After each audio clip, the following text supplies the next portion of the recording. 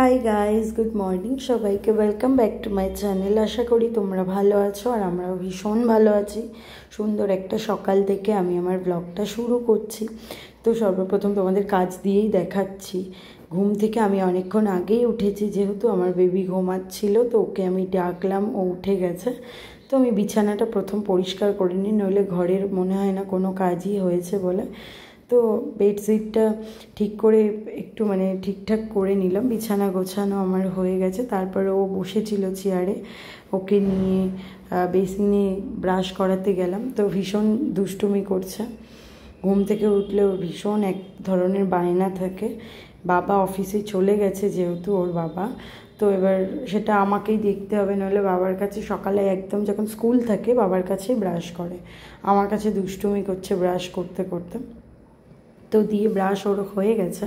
তারপর আমি এদিকে এসেছিলাম ইন্ডাকশানে ওর দুধটা করে দেবো বলে। ওকে সকালবেলা ঘুম থেকে উঠেছে, সকাল না অনেকটা বেলাই হয়ে গেছিলো, ওকে দুধ বিস্কিট দিলাম।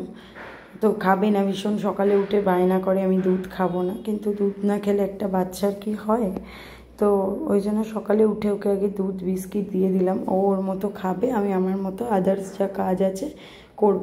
কোনো কাজই হয়নি। অন্য দিন আমার বর করে দিয়ে যায়, তো সেদিন আর ওর হয়ে ওঠেনি বা দেরি হয়ে গেছিলো, চলে গেছে।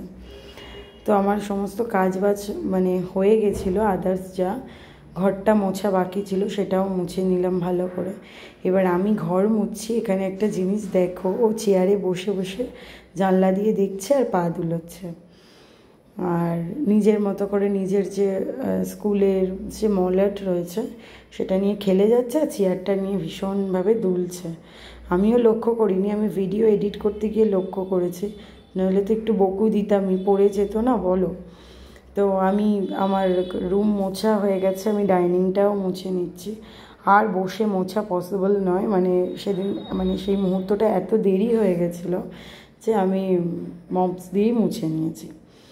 তো ভাত বসাতে এসেছিলাম, ভাত বসাবো বলে চালটা ধুয়ে নিচ্ছিলাম, তারপরে আর ভিডিও করা হয়নি বাবানের কাজ সম্পূর্ণ করতে করতে।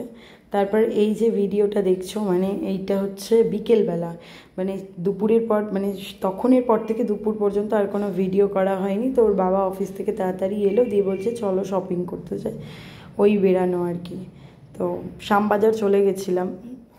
শ্যামবাজারে গিয়ে আমরা যেদিন গেছিলাম ফাঁকাই ছিল, আর তারপরে আর একদিন বলবো, তারপরে আর একদিন যেটা গেছিলাম, বাপরে বাপ বলাই যাবে না, এত ভিড়, এই মল ওই মল। এবার অ্যাকচুয়ালি বাবানেরই কিনতে গেছিলাম, আমার বেবিরই।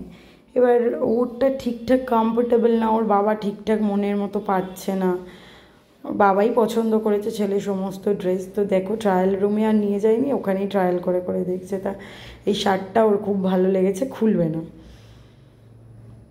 তো এইগুলো হচ্ছে আর একটা অন্য মলের, যেটাও ট্রায়াল রুমে গেছিলো। এই শার্ট টি শার্ট ওর এগুলো নিজের পছন্দের। সেই দিন ভিডিওটা আর এডিট করা হয়নি, পরের দিন আমরা গিয়েছিলাম ম্যাক্সে।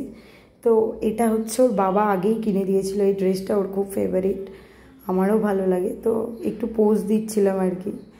আর এদিকে দেখো বাবা ছেলে ট্রায়াল রুমে গিয়ে পোজ দিচ্ছে, তা আমি বললাম ফটো তোলো ছেলের সাথে। তো ছেলের সাথে ফটো তুলছিল, ওর বাবা তো তুলবে না, বলে আমি পুরনো গেঞ্জি পরে কেন তুলবো। তো যাই হোক বন্ধুরা, আশা করি ভিডিওটা ভালো লাগবে। ভিডিওটা ভালো লাগলে একটু সাবস্ক্রাইব করে দিও চ্যানেলটা, আর ফেসবুক থেকে যারা দেখবে তারা ফলো করে দিও। বাই বাই সবাইকে, খুব ভালো থেকো।